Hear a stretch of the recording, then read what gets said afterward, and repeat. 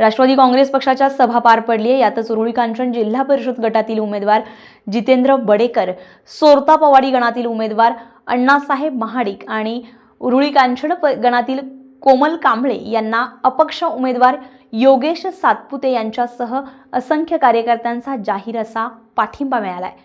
तर अण्णासाहेब महाडिक यांनी सभेमध्ये बोलताना याला बदलाची मोठी लाट असं संबोधलंय।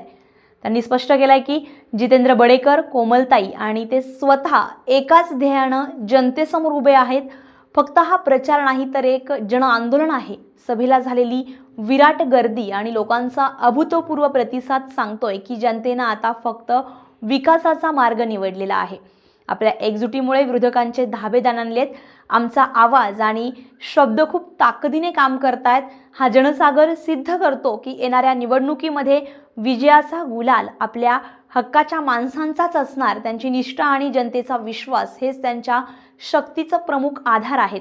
आता मागे हटणे नाही, फक्त विजयाकडे झेप घ्यायची, असं अण्णा महाडिक यांनी यावेळी ठामपणे सांगितलंय। Bhupali Mohite, star Maharashtra news, Pune.